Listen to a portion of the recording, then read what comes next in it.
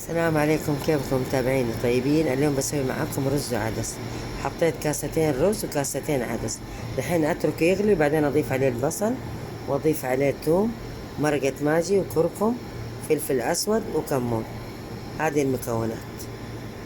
شوفوا يا متابعيني، غليت الموية ودحين ضفت عليها اللي هو مرقة ماجي وكركم وفلفل اسود وكمون وكزبرة وملح وقليل من البهار المشكل. الحين اقلب المكونات مع بعض واترك الرز يتشرب. طبعا حينهري زي السليق. وضفت معاه طبعا بصل وثوم. دحين ارخي النار عليه واترك يستوي. شوفوا يا متابعين، ضفت عليه راسين ثوم. طبعا هذا اختياري الثوم، وانا حطيت كمان كمية ثوم كثيرة اللي هو مطحون. شوفوا يا متابعيني، خلاص استوى الرز. دحين اطفي عليه النار. دحين اسوي معاكم السمك الناشف.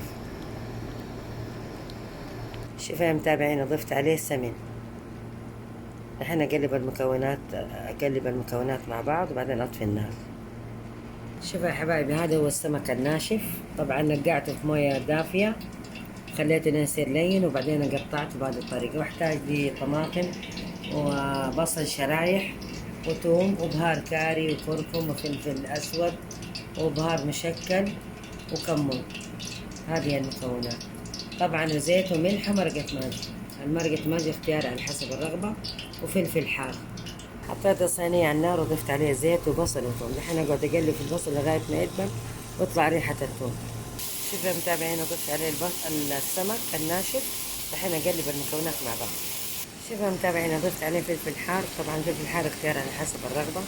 مرقة ماجي، بهار كاري، بهار كركم، بهار مشكل، فلفل اسود وكمون وملح. دحين اقلب المكونات مع بعض. شوفوا يا متابعين، ضفت عليه الطماطم. دحين اتركه يتسبك. شوفوا يا متابعين، ضفت عليه تقريبا كاسة موية. شوفوا يا متابعين، زدت كمان عليه كاسة موية تاني. خلاص شوفوا دحين استوى. دحين اطفي عليه النار. شوفوا يا متابعيني، ما شاء الله تبارك الله، هذا السمك الناشف مفلفل حار مرة، ورز وعدس وسلطة حمر، وبالعافية علينا. إذا عجبتكم الوصفة لا تنسوني من الدعم واللايك. شوفوا كيف ما شاء الله الريحة والطعم، يا سلام. أنا اشتهيته مع الرز العدس. في ناس يأكلوه مع الرز الأبيض، يعني كل واحد اختياري على حسب الرغبة. إذا عجبتكم الوصفة لا تنسوني من الدعم واللايك. بالعافية علينا.